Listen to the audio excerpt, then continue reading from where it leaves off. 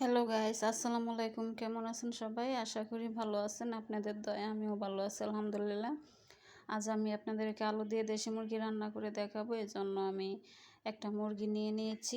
আমি এখানে আদা বাটা, রসুন বাটা, জিরা বাটা আর দিয়ে দিয়েছি মিষ্টি জিরা বাটা। আমি দিয়ে দিয়েছি স্বাদ মতো মরিচের গুঁড়া, ধনিয়া গুঁড়া, হলুদের গুঁড়া। আমি লবণ দিয়ে দিয়েছি। এখন আমি তেল দিয়ে দেব এখানে।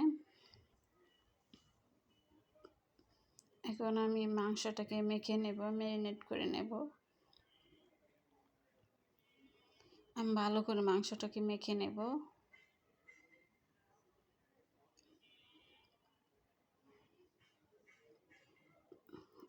মাংসটাকে মেখে আমি আধা ঘন্টার মতো রেস্টে রেখে দিয়েছিলাম।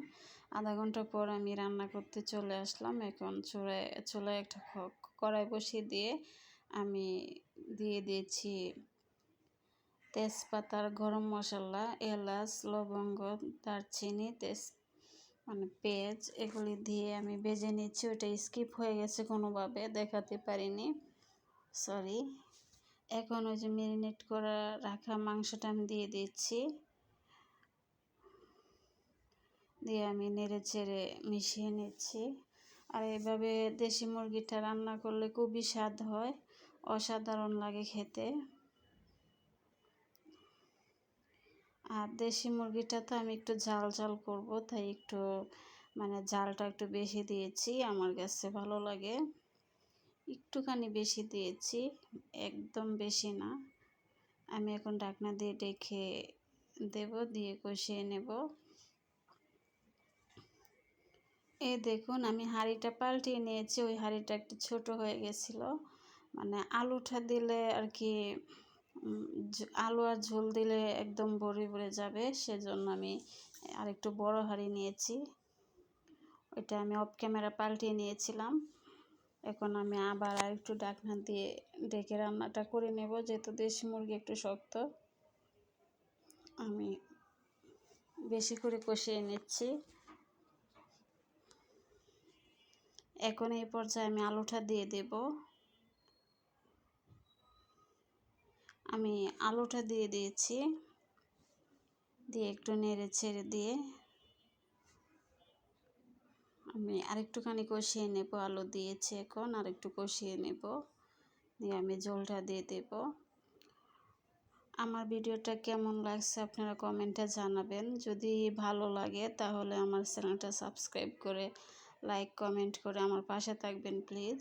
আপনারা যদি আমার পাশে থাকেন তাহলে আমি আরও এমন ভিডিও বানাতে সাহস পাবো, এগিয়ে যেতে পারবো ইনশাল্লাহ।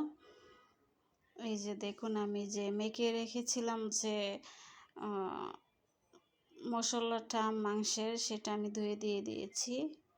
আমি পরিমাণ মতো ঝোল দিয়ে দিয়েছি। ঝোলটা একদম বেশি হবে না, একটু পরিমাণ মতো হবে আর কি। একদম বেশি ঝোল আসলে আমার বাসায় খায় না, সেজন্য ঝোল এত বেশি দেই না আমি। একটু মাখা মাখা হয়, তবে খুবই টেস্ট হয় খেতে।